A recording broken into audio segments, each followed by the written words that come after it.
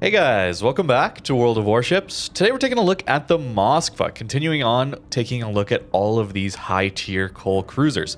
Which ones should you be considering getting in 2024?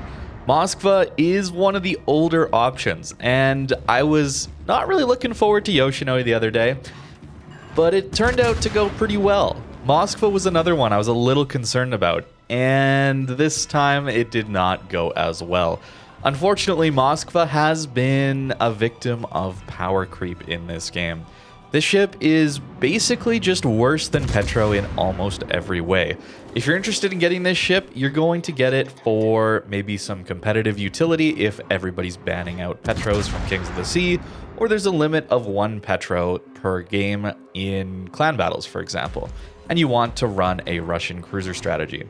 This ship does get a little more HP than Petro, but I think that isn't a big deal because the armor here is so much worse. Also, you have much worse concealment, and because of that, you just take more damage. It's easier to shoot at this thing, and it's easier to kill than a Petro. We all know how tanky that ship is, and I think it's a fair comparison because Petro is something you can grind for free. Unfortunately, Moskva is expensive. It's a very expensive coal ship, and I don't think it brings much to the table. However, you do get some DPM advantages over Petro, so your HE and AP DPM are higher, even though you don't have as good a AP alpha or the improved pen angles that a Petro or even a Stalingrad would have. You have a much better reload, and your accuracy is much better than a Petro as well. Very important things to consider. You get a 12-kilometer radar that brings a ton of utility. So this ship still can work out quite well. I just think it's a little bit worse than what you can grind for free just using your time rather than using expensive in-game resources. This Vampire 2 drifted into our radar range, and we are going to help take him out with our team. You do bring quite good utility, right? That's something to consider here as well. 12-kilometer radar, but you don't have the penalty in the duration, okay? This ship has a 30-second duration on that radar, which can be buffed with certain upgrades and commander skills, where Petro only has 15 seconds, half the time. So a little bit yet less utility there. But you just can't be in radar range as easy with a Moskva. To be fair though, Petro has been nerfed multiple times in its concealment, forcing it to play a little further back, not having it as easy to use that radar as a, I got spotted, let me just instantly radar and spot whatever is spotting me. That used to be the way Petro is no longer, which is a good thing, which is a good change, because that was a little bit too good, I think. You're also going to notice the shell velocity here is very solid. That's just a theme of Russian cruisers, but it still is nice to have here. I just found this ship to be a little bit uncomfortable to play. I did try it with the legendary upgrade, I tried it with range mod, and I also tried it with reload mod. If you don't have the legendary upgrade, I think running either reload or range is fine. If you're having trouble getting in range without dying, definitely run range mod. That's totally fine with this ship. The DPM is still great, and you can burn down battleships and get a lot of damage. I'll show you some matches like that a little bit later. For now, I'm looking at one where we just get to use a lot of our utility here. So using our radar and decent tankiness to impact the sea cap here, and hopefully going to win this game by kind of just snowballing from the north here. Notice the 2 enemy destroyers in the B cap, and we're well within radar range. That long-range radar is just so excellent. You're usually going to have opportunities to use it in matches where something like, I guess Salem we're going to take a look at soon. That ship has a very close-range radar, which is a little harder to make use of. So this one, at least, even though you do have worse concealment by quite a bit, you still are going to find opportunities to use it. Just less in the early game, I think. And there's going to be different ways to play this ship, whether you go bow in or stern in. Maybe you're starting kiting away, which I think I'd recommend. I got a few games to show you the differences between starting bow in versus starting kited away. It's a little easier and more consistent to start kited away. Not necessarily the playstyle I want, but I think it's how Moskva has to play.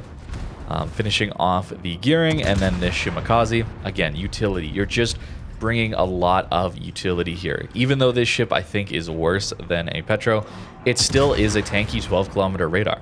And that's why you're still going to see it in some competitive modes when you can't bring Petros or you can't bring enough Petros to run that Russian cruiser wall strategy. Compared to a Stalingrad, your AP is much worse, obviously. And I think this ship is going to farm a lot better with HE compared to a Stalingrad. Stalingrad, though, does have to deal with that lack of cruiser fire. Notice how fires don't last very long on our ship, whereas Stalingrad's going to take those longer duration fires, and it's going to be burnt down a lot quicker because of that. So Moskva can be a little tankier than Stalingrad at times, but very similar. Petro is certainly the tankiest out of them. But the main reason this ship I don't really recommend for this year is just going to be that I think there's better options for coal, and you can get a very similar playstyle for free, basically.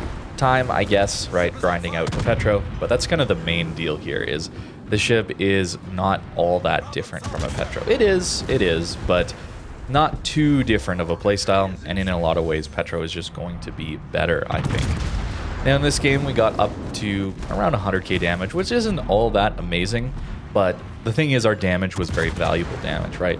Typically going into DDs a lot, going after them, collecting caps, helping our team collect caps.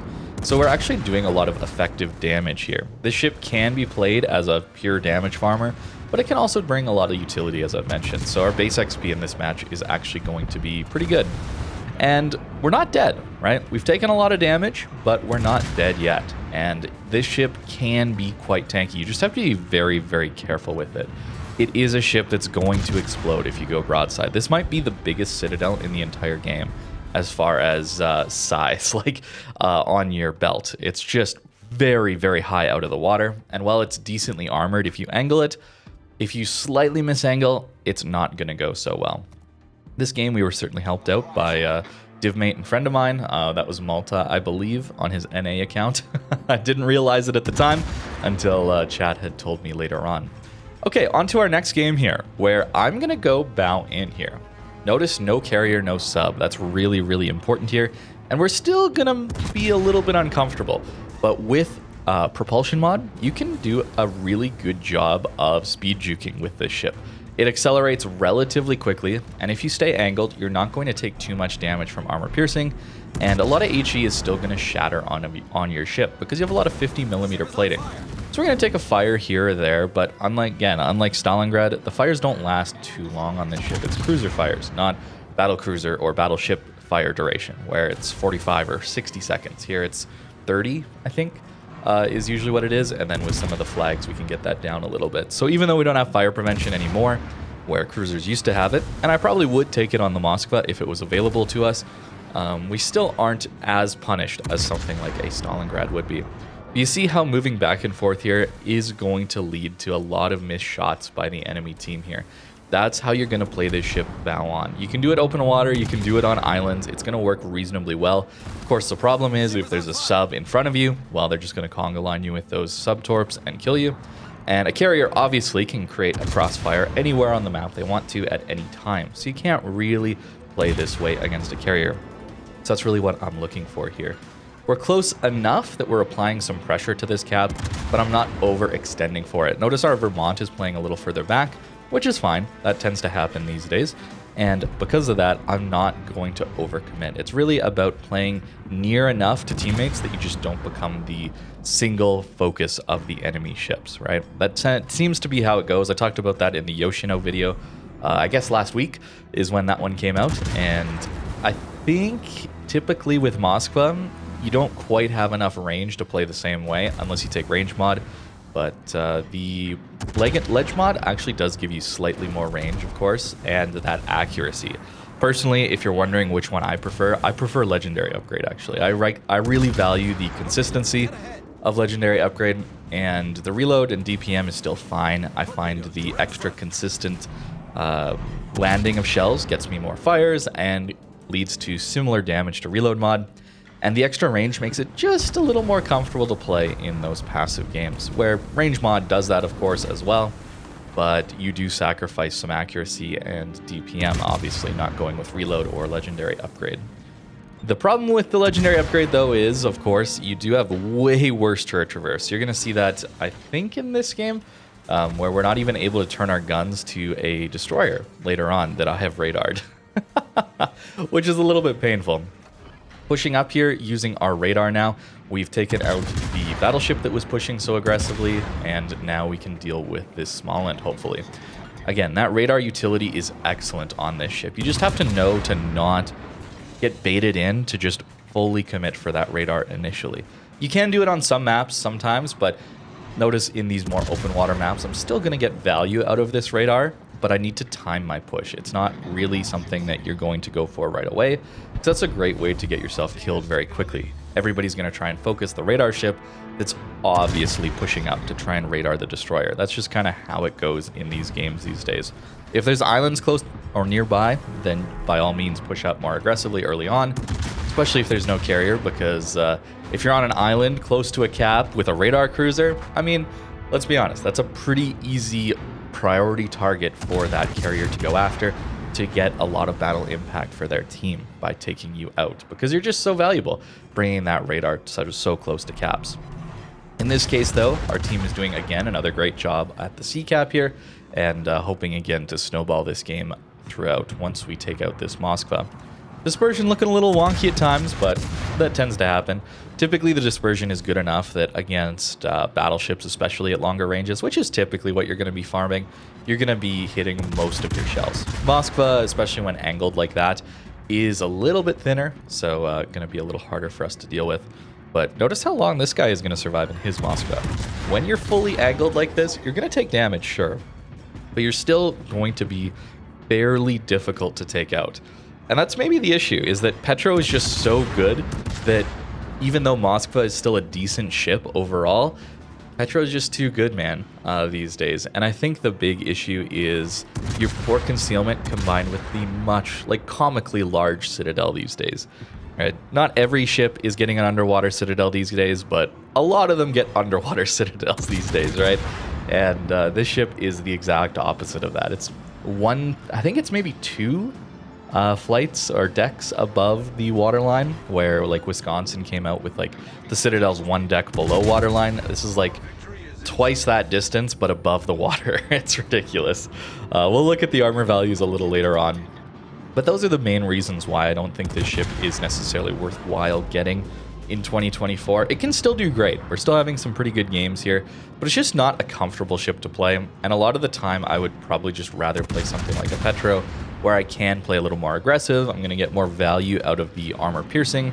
There are other options if I want to play the longer range HE spam kind of idea, where I'm going to get more damage, or I'm not going to be as compromised when things go bad, right? That's kind of the main issue with the Moskva, is if things start to go poorly on your flank and you're bow in like we were in this game, sure, things went well, so it's fine, but there's no option to get away. Like the enemy Moskva there, where his flank started to collapse, there's no way he's going to go dark to allow him to, or go undetected. I say go dark as slang or whatever, but go undetected and turn away.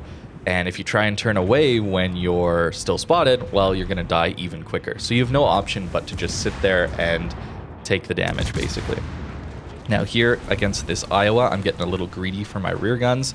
You are vulnerable to citadels if you're using your rear guns, so I got to be a little careful here to angle in. And there it is, instantly punished, right? That's the bit of the pain point here. At least we do have an icebreaker. Moskva actually initially didn't have an icebreaker, so at these closer ranges was pretty vulnerable still, but notice that you do have to be a little bit careful with this thing. At longer ranges, you can definitely get away with using all your guns. Even then, though, you do have to be a little careful of some of the plunging fire on your bow or stern. You can definitely get citadel there still at longer ranges, but it's more of something to do with RNG. Here we go, Vampire 2. I'm using my radar to try and help my Vermont and my team here, but I figured he would go down sooner, but he actually didn't. And notice just how slow these turrets turn. Petro has some slow turrets as well, but it's not got the 360 turret, and something about just the worse concealment and the worse armor means I'm not as likely to use my rudder and like turn to help the turrets. Like that's something you're gonna do. A great example is Yamato, especially at longer ranges. You're often turning your hull to turn your turrets to engage someone, and that's something you'll often do if you have slower turrets in this game. Whether or not you notice it, but that's just kind of something that happens. You just turn your ship to help turn your turrets. But when you're so vulnerable like this ship is with its citadel, you're not going to be doing that as much, at least at closer ranges. And that's mostly the legendary upgrade, I would say. When you're taking even reload mod, the penalty to your turret traverse isn't as bad. So it can switch to different targets a little bit easier.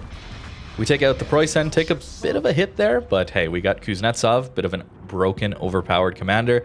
That is a benefit straight up to using a Moskva, any Russian ship, especially premium ones. Well, you just swap Kuznetsov onto it for free, and you get that insane value. Unfortunately, we do end up overpenning that Austin.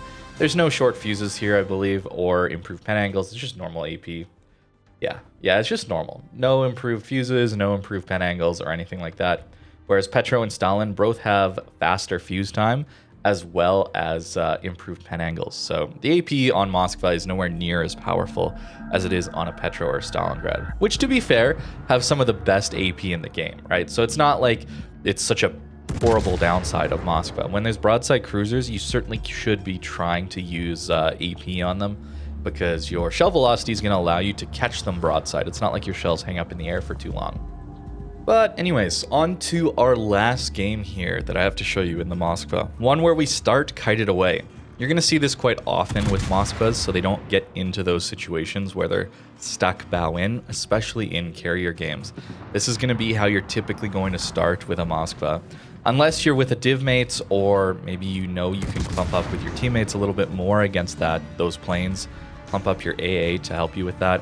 The ship is very vulnerable to carriers, just in how large it is. It's going to take a lot of damage from torpedo bombers, dive bombers especially. They have AP bombs. That is terrifying to deal with as a Moskva, so you want to be able to maneuver is the thing. AP into the broadside Martin here, and we get ourselves a Citadel.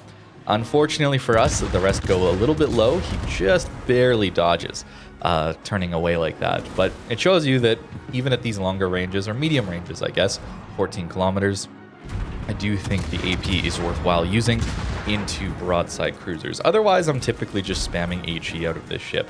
The extra accuracy here, and this one I believe I am using Legendary Upgrade for sure. They all worked out pretty well, but I do notice the better dispersion whenever I am using the Legendary Upgrade, and I really like that, because this ship can kind of pinpoint areas of enemy ships to guarantee some fires. Let's say a battleship has fire prevention. Well, maybe I can look to light the bow or stern on fire. Or if there's an enemy cruiser kiting away in open water in these games, the Moskva does have the shell velocity and accuracy to hit them somewhat reliably, where a lot of other cruisers either lack the shell velocity or the accuracy to actually reliably hit smaller targets than battleships at these longer ranges. So it's really nice. In this case, though, we do end up losing our Iowa, and they have a lot of ships on this flank. So you can see how if we were stuck bow in here, things might not go so well. It's something where it's an unfortunate reality for a Moskva. It's no longer you're this amazing tanky almost battleship kind of ship anymore. It's still a cruiser at the end of the day, and a cruiser that needs to be careful in the early game, especially at higher tier. You can always face super battleships, super carriers as well in this that are kind of scary.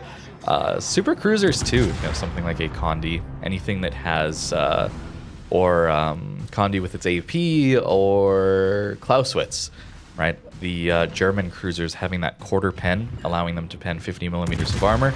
You can get farmed down very easily. Back in the day, it was Hindenburg, of course, but even still, Hindenburg these days is very difficult to deal with because your armor doesn't matter as much then because they pen it. It's a ship you have to know your matchups more in, where maybe something like a Petro, you don't have to care quite as much, and you're going to have a little easier time just because the concealment's better, it's way lower in the water, much harder to hit, it's much more difficult to die in a Petro compared to a Moskva. But again, Moskva can still work. I'm a little conflicted, as you can probably tell with this one. I don't really want to recommend it if you don't have this ship and you don't have a lot of other coal ships, just because it is so compromised. I think you'll find yourself not enjoying it all that much. But it can still farm a lot of damage. I'm going to jump ahead because it was just kind of farming battleships from range. But over 180k damage here, plenty of fires, right? It can do quite well. Of course, this one was a bit of a blowout. I obviously wasn't using my radar to impact the game all that much in this one, so maybe I could have done a little better. But there's going to be blowouts no matter what you do. And playing bow in on this island from the start probably would have resulted in me just getting dropped by the carrier over and over again. And that didn't sound too fun to me. Understandably so, I think. And as for the build on the Moskva, I found myself really sort of almost pigeonholed into one build. It almost feels like I'm running a full lighthouse build with how uncomfortable this ship can feel to play, even though I'm running concealment, right? We're running conceal on the commander. We're running concealment on the upgrades as well. I personally really like legendary upgrade, but if you don't have it, try out reload. The DPM increase is quite nice. Sub 10-second reload on these guns is excellent. But hey, if you're having trouble getting within range, I don't blame you. It's the way 2024 is these days with World of Warships. Range mods certainly can work out pretty well. I really like propulsion mod for this ship, again, for that speed juking aspect. It can dodge a lot of incoming fire that way. It can be a reasonably good tank, bow in or stern in as well. For the rest of the commander, though, you get a lot of value out of top grade because your concealment's so bad. Full conceal build, you still have 14.1 detect. That's like bad battleship detect. Like old battleships like Monty have that level detect, right? Not great as a cruiser in the current year. But the rest of the build looks pretty normal, I think. Superintendent, survivability expert for extra HP. This ship really likes that kind of thing. It wants to have a little more HP to tank, I think. But you can give up survivability expert for something else if you want to. Don't recommend running heavy HE. Again, concealment is already a bit of a problem.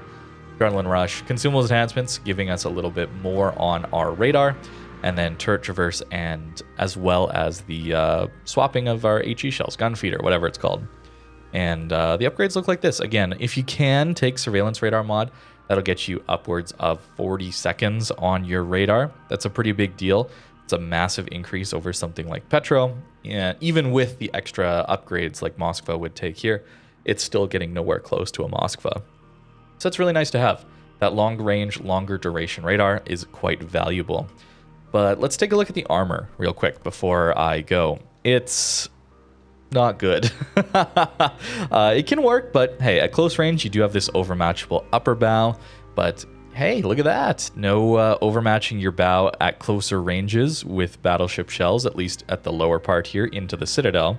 You get 50 mil on the upper belt, 50 mil deck armor, very nice. Your superstructure is a little large, but that all looks pretty good so far. As long as you stay angled, it can do pretty well. Unfortunately for the Moskva, if we take away everything but the Citadel armor, this is your Citadel. It is large. It's a large Citadel and very, very easy to hit. Not very well armored, and even compared to a Petro, which, let's be fair, does have an above water Citadel as well. Petro's is just much, much lower in the water and also is much better armored. Petro has this extra plating here where Moskva does not. So if we add this plating for Moskva, it's 155 plus 110 here, where Petro, you're getting 180 plus 120. In the middle, it's only 40. So in the middle, Petro is a little bit weaker, but it's pretty hard to hit that spot exactly because Petro is just so much lower in the water. Like look at this ship in the water, man, compared to a Moskva. It's so much bigger. In fact, let me get the armor here so we can see it very clearly how large these ships are. Yep. And the superstructure size. I know I'm like going on and on about this, but Petro's just so much better these days. And that's even with Petro being nerfed. I still think it's going to be much better than a Moskva. And that's kind of the unfortunate side for Moskva, but hey, that's how it goes when you're a older tier 10 that was replaced, right? Replaced by, I guess, Petro or Nevsky, depending on how you see that going. Typically it's Nevsky, but Petro plays much more like the Moskva used to than Nevsky does these days. I think the tech tree ones are just better. So there you go. That's going to do it for the Moskva Cole 2024. I will be ranking these ships, these Cole cruisers, in order of which ones I would get later on, so look forward to that. Moskva can do fine, right? I don't want to just make it all bad. Of course, I had some great games in this ship, It's just not a ship I would recommend anybody getting for the most part in 2024, unless you already have all the other ones and you just have a ton of coal laying around. Then you may as well get it and try it out for yourself. But let me know what you think in the comments down below. Thank you very much for watching, and have a great rest of your day.